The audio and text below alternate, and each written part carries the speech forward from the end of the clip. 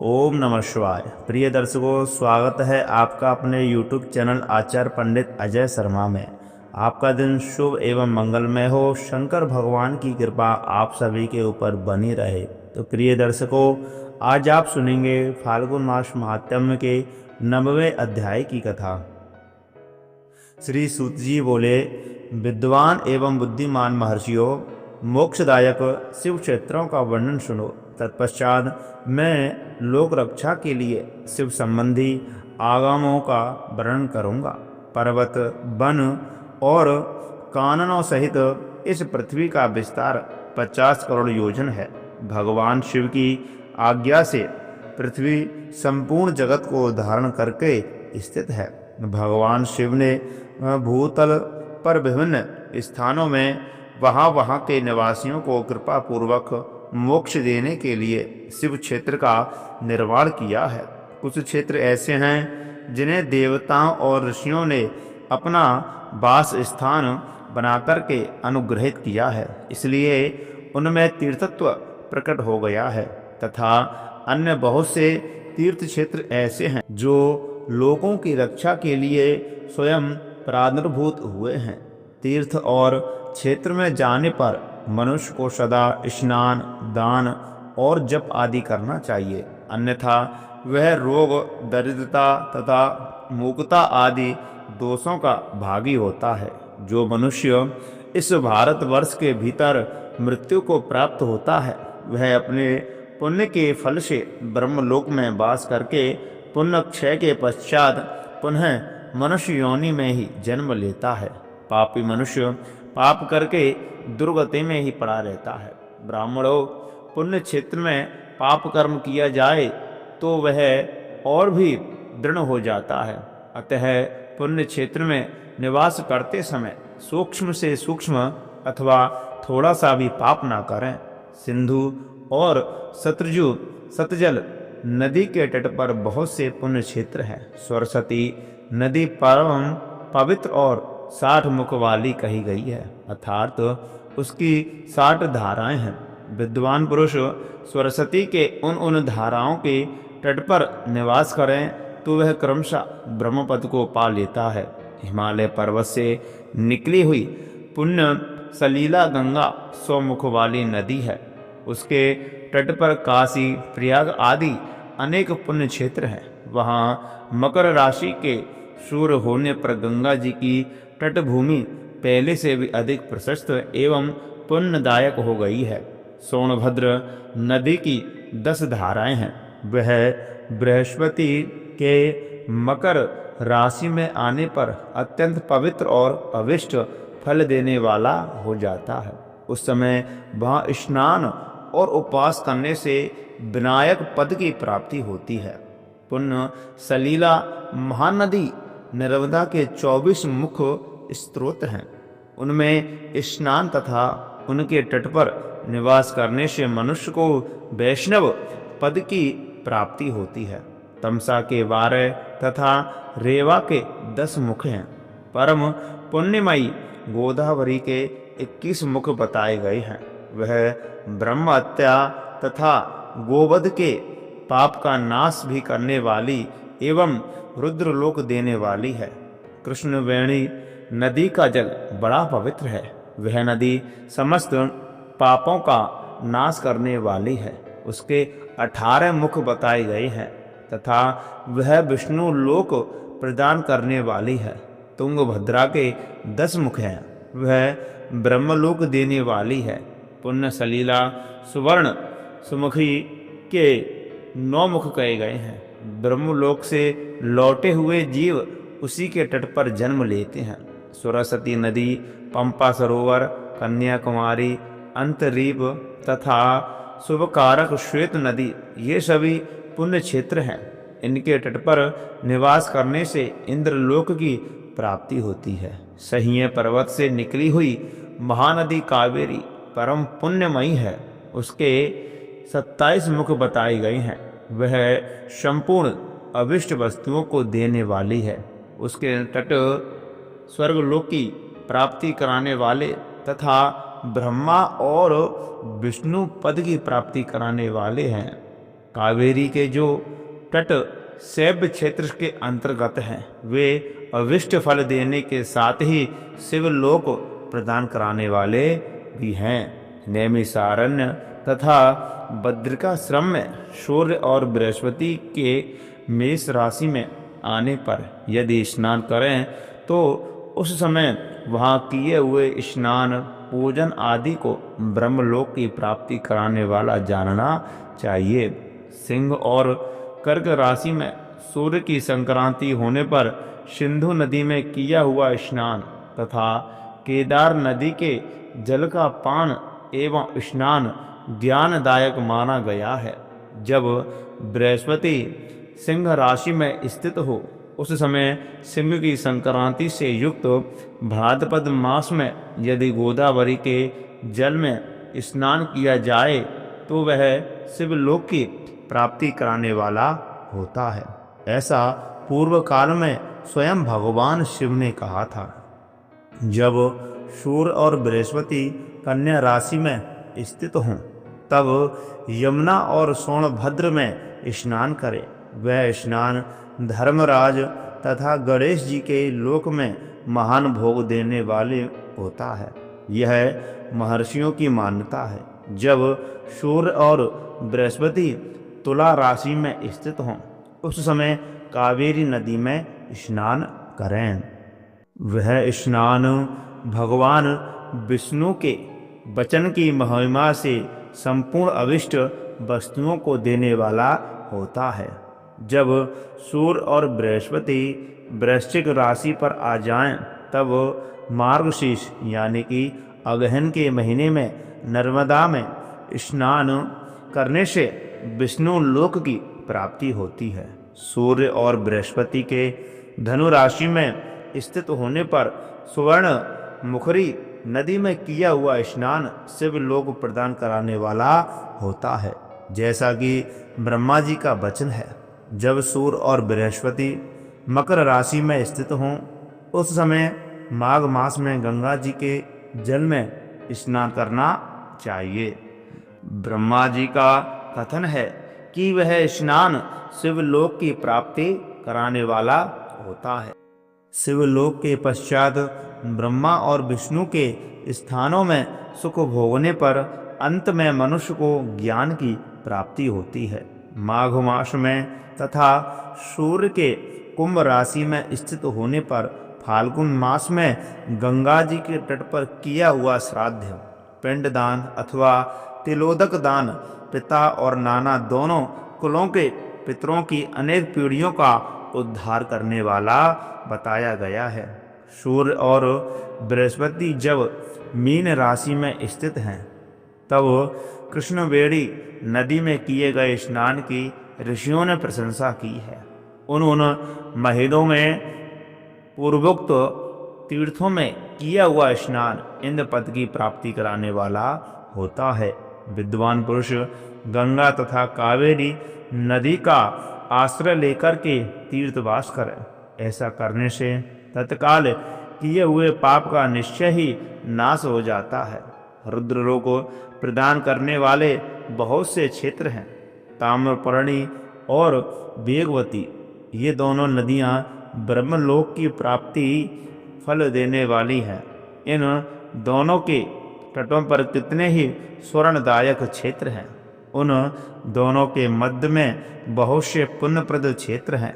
वहाँ निवास करने वाले विद्वान पुरुष वैसा ही फल भोगते हैं। सदाचार, उत्तम प्रवृत्ति तथा सद्भावना के साथ मन में दया भाव रखते हुए विद्वान पुरुषों को तीर्थ में निवास करना चाहिए।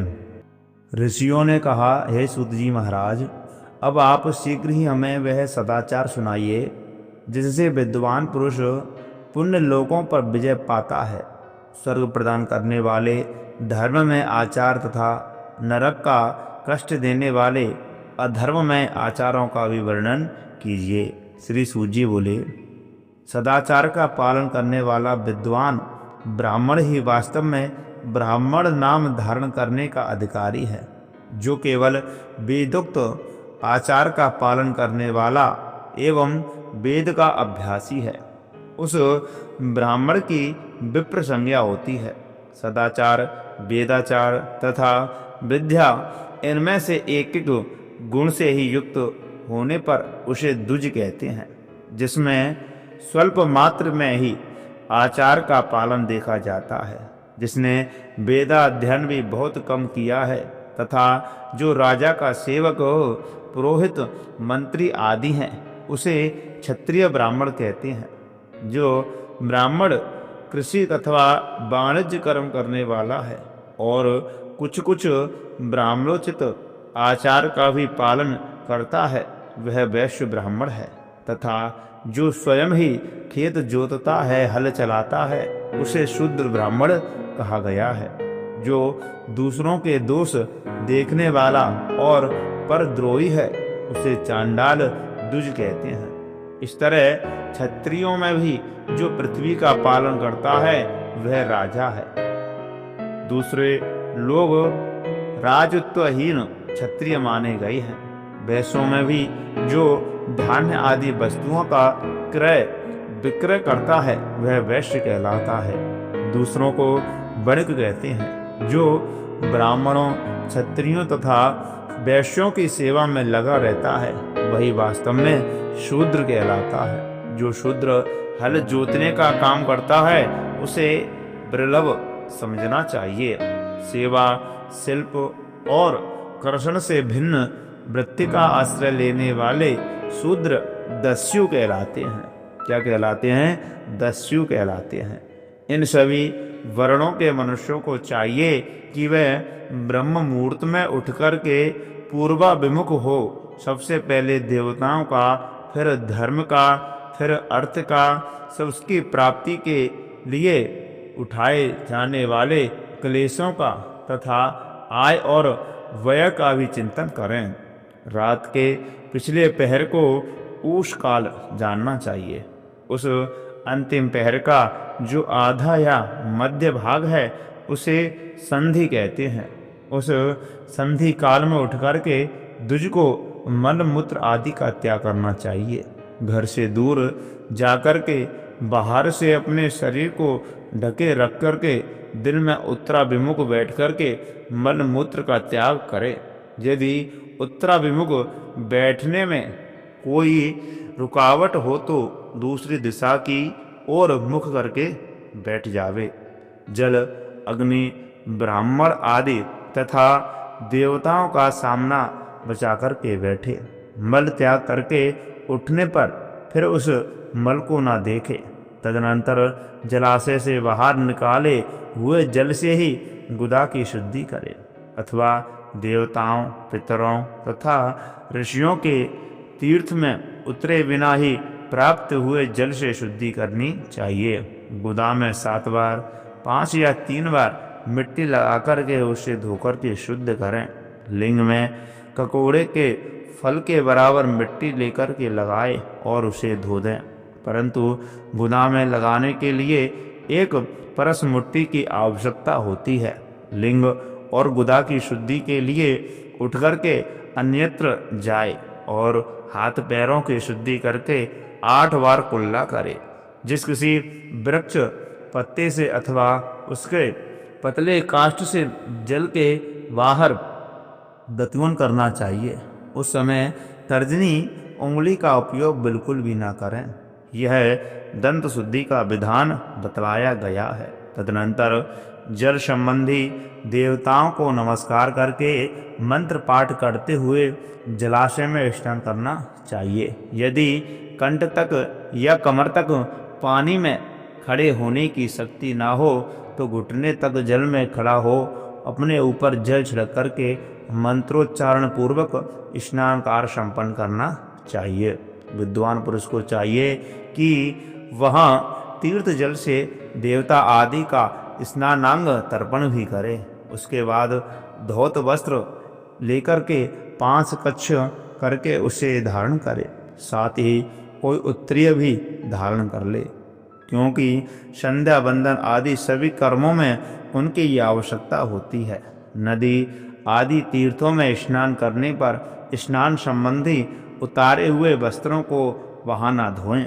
स्नान के पश्चात विद्वान पुरुष भीगे हुए उस वस्त्र को बावड़ी में, कुएं के पास अथवा घर आदि में ले जाए और वहां पत्थर पर, लकड़ी आदि पर, जल में या स्थल में अच्छी तरह धोकर के उस वस्त्र को निचोड़े। द्विजो, हे ब्राह्मणों, वस्त्रों को निचोड़ने से जो जल गिरता है वह एक श्रेणी के पितरों की तृप्ति के लिए होता है। इसके बाद जावाली उपनिषद में बताए गए मंत्र से भस्म लेकर के उसके द्वारा त्रिपुंड लगाना चाहिए। इस विधि का पालन न किया जाए, इसके पूर्व ही यदि जल में भस्म गिर जाए तो गिराने वाला नरक में जाता है। आपोष्टा मयो भुआ इत्यादि मंत्र से पाप शांति के लिए सिर पर जल छिड़के अथा यश छयाय इस मंत्र को पढ़ करके पैर पर जल छिड़के। इसे संधि प्रोक्षण कहती हैं। आपोष्ठा मयो भुआ इत्यादि मंत्र में 3 ऋचाएँ हैं और प्रत्येक ऋचा में गायत्री छंद के 3-3 चरण हैं। इनमें से प्रथम ऋचा के 3 चरणों का पाठ करते हुए क्रमशः पैर, मस्तक और हृदय में जल छिड़कें।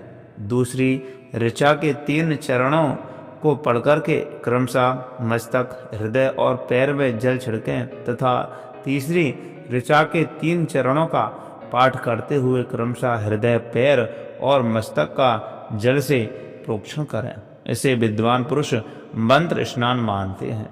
किसी अपवित्र वस्तु से किंचित स्पर्श हो जाने पर, अपना स्वास्थ्य ठीक न रहने पर, राजा और राष्ट्र पर भय उपस्थित होने पर तथा यात्रा काल में जल की उपलब्धि न होने की विवशता आ जाने पर मंत्र स्नान करना चाहिए।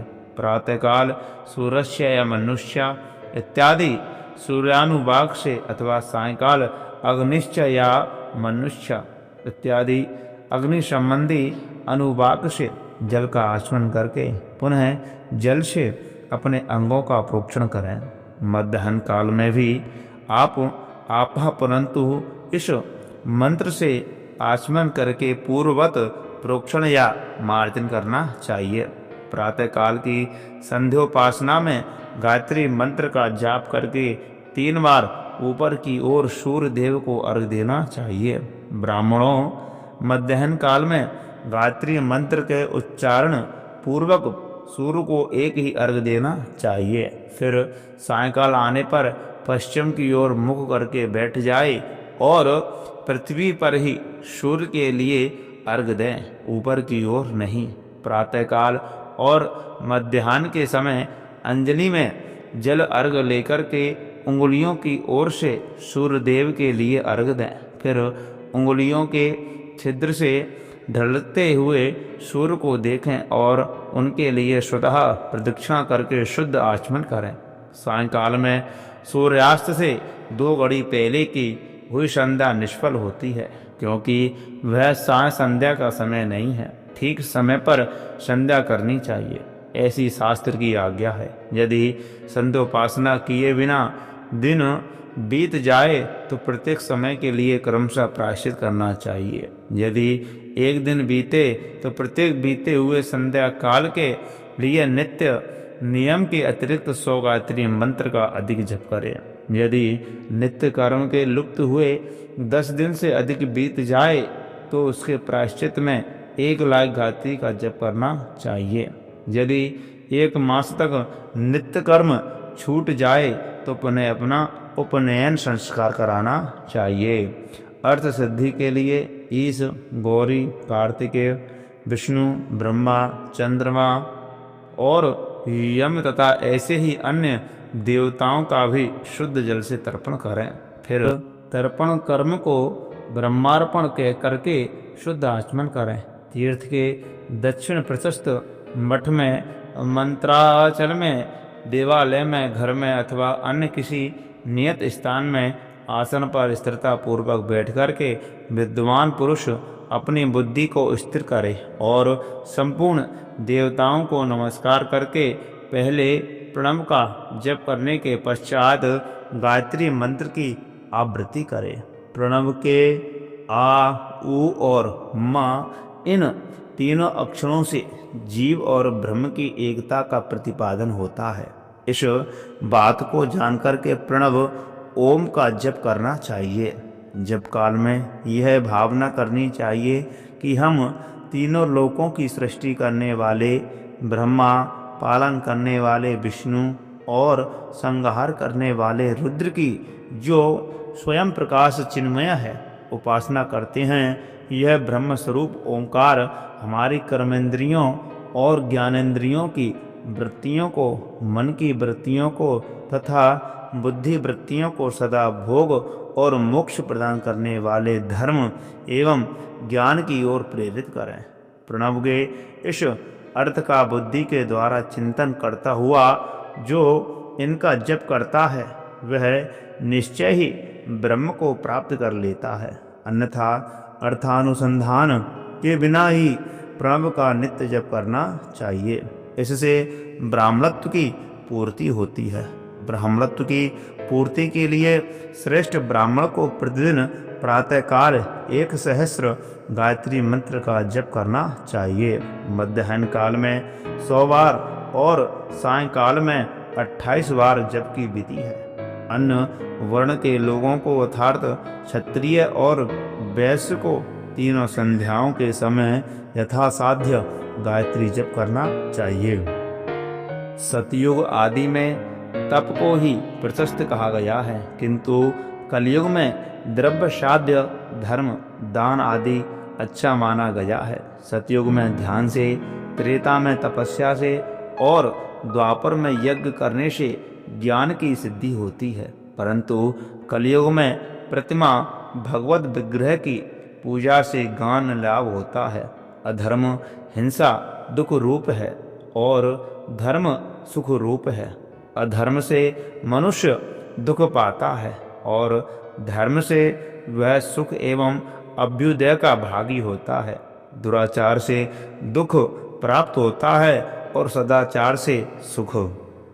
अतः भोग और मोक्ष की सिद्धि के लिए धर्म का उपार्जन करना चाहिए। जिसके घर में कम से कम 4 मनुष्य हैं, ऐसे कुटुंबी ब्राह्मणों को जो 100 वर्ष के लिए जीवन निर्वाह की सामग्री देता है, उसके लिए वह दान ब्रह्मलोक की प्राप्ति कराने वाला होता है। 100 चंद्रायण व्रत का अनुष्ठान ब्रह्मलोकदायक माना गया है। विद्वान को चाहिए कि वह दूसरे के दोषों का बखान ना करे। ब्राह्मणों दोषवश दूसरों के सुने या देखे हुए छिद्र को भी प्रकट ना करे। विद्वान पुरुष ऐसी बात ना कहे जो समस्त प्राणियों के हृदय में रोष पैदा करने वाला हो। ऐश्वर्य की सिद्धि के लिए दोनों संध्याओं के समय अग्निहोत्र कर्म अवश्य करें। जो दोनों समय अग्निहोत्र करने में असमर्थ हों वह एक ही समय सूर्य और अग्नि को विधि पूर्वक दी हुई आहुति से संतुष्ट करें। चावल, धान्य, घी, फल, कंद और हविष्य इनके द्वारा विधि पूर्वक स्थाली पाक बनाए तथा यथोचित रीति से सूर्य और अग्नि को अर्पित करें। यदि हविष्य का अभाव हो तो प्रधान होम मात्र करे। सदा सुरक्षित रहने वाली अग्नि को विद्वान पुरुष अजस्त्र की संज्ञा देते हैं अथवा संध्या काल में जप मात्र या सूर्य की वंदना मात्र कर लें।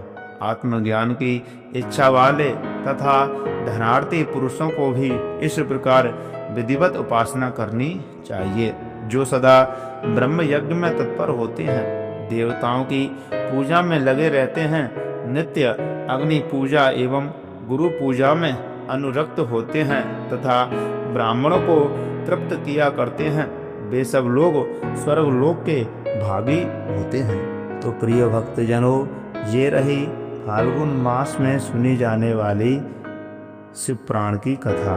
जो भी भक्त सच्ची श्रद्धा, नियम और निष्ठा के साथ इस कथा को श्रवण करेंगे एवं मनन करेंगे तो उन्हें शंकर भगवान की विशेष कृपा प्राप्त होगी।